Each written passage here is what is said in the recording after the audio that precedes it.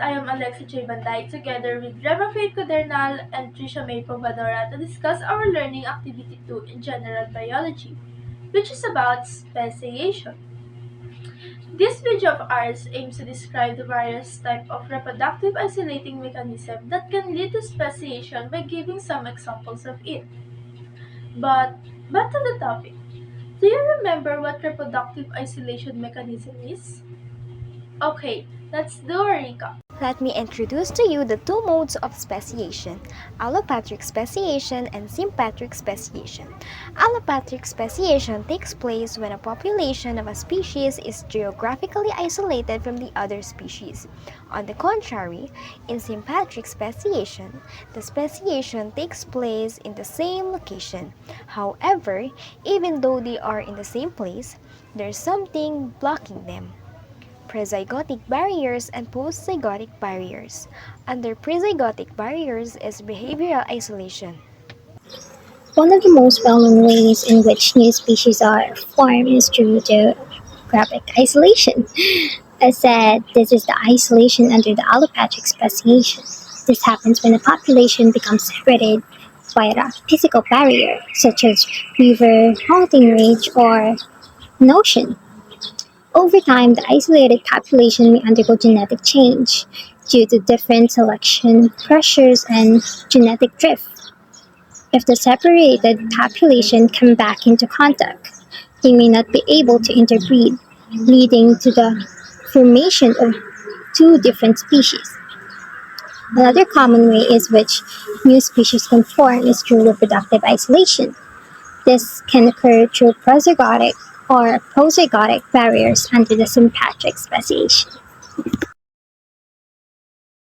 Let me give you example for prezygotic isolation mechanism.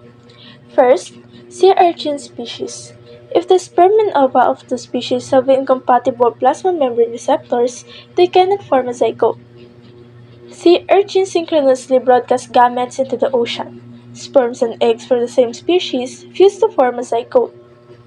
Therefore, the giant red urchin and the purple urchin cohabit the rocky intertidal along the western US, but do not interbreed. Our second example is Mimulus cardinalis and Mimulus lewisi. The two closely related species differs in multiple ways. One species is adapted to bumblebee pollination, while the other to hummingbird pollination. Differences concern morphology or including placement of reproductive organisms, color, and nectar content.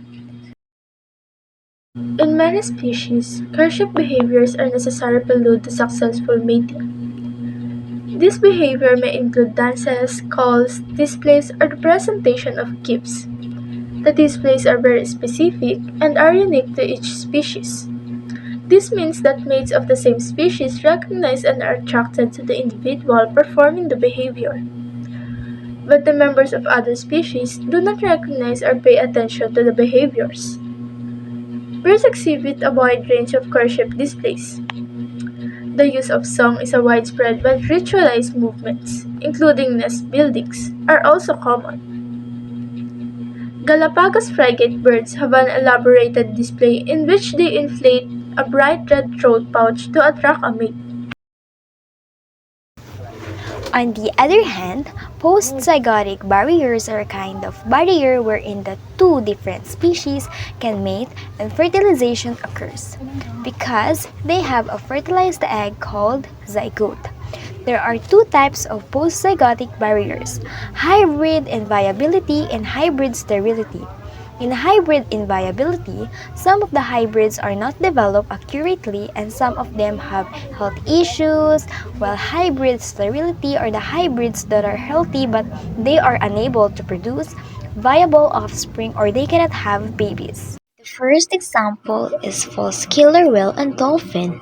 Their possible hybrids are called wolphins. Wolphins can grow healthy, but there's a chance that they might experience reproductive challenges. Second example, horse and donkey. Their hybrids are called hinnies and mules.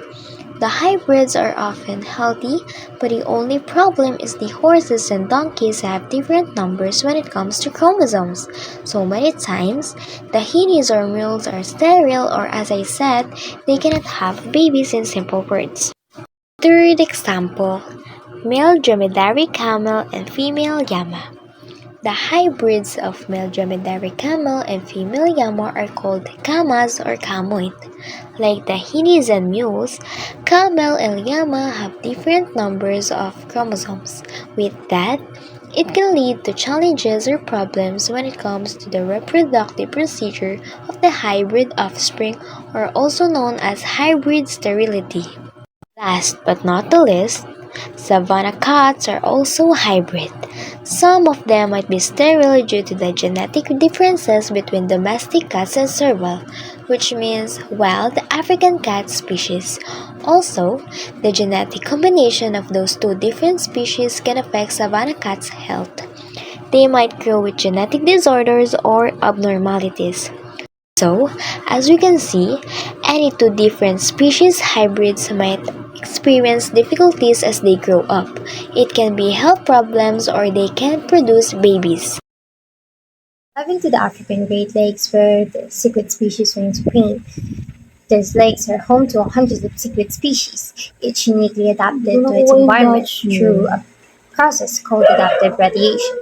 Within these waters, we witness a stunning display of biodiversity. Cichlids have evolved distinct feeding habits, color patterns, and mating behaviors to survive and thrive.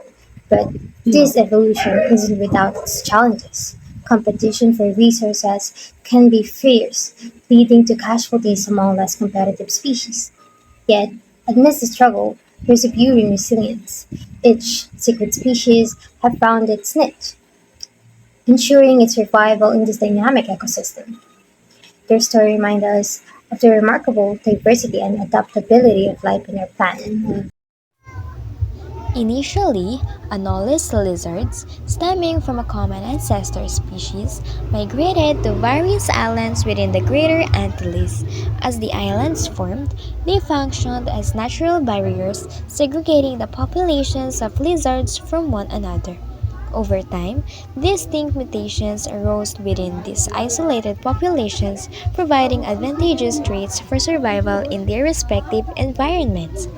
As populations continued to diverge, specialized adaptations developed, with some lizards adapting to ground habitats, others to trunk habitats, and still others to twig habitats. These unique adaptations facilitated the thriving of anolis lizards within their specific island environments, ultimately leading to the formation of distinct species.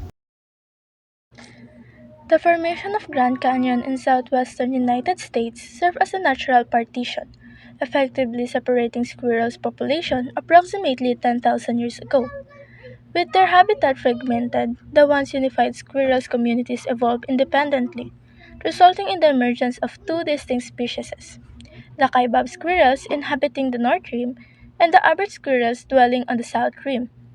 Despite sharing similarities in size, shape, and diet, these squirrel species no longer intermingle, as their separation precipitated notable evolutionary differences, culminating in their classification as distinct species.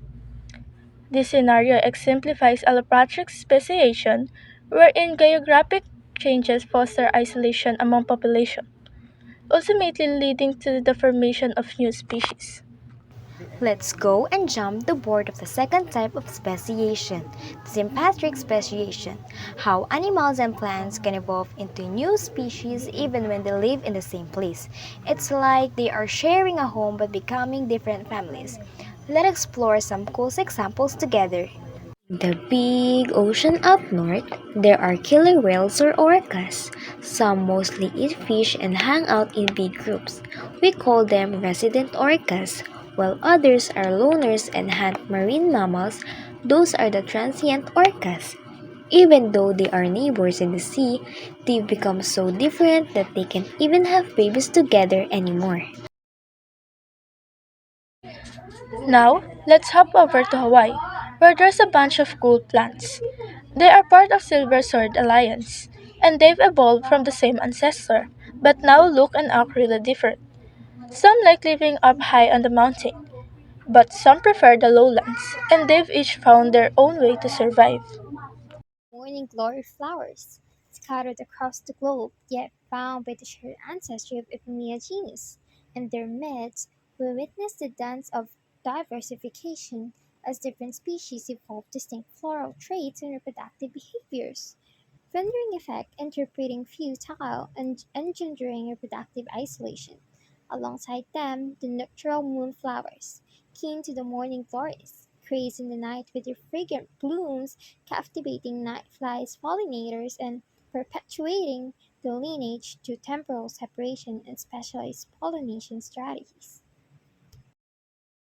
Today, we've talked about speciation, reproductive isolating mechanisms. Thank you for listening, and I hope that you've learned something from us.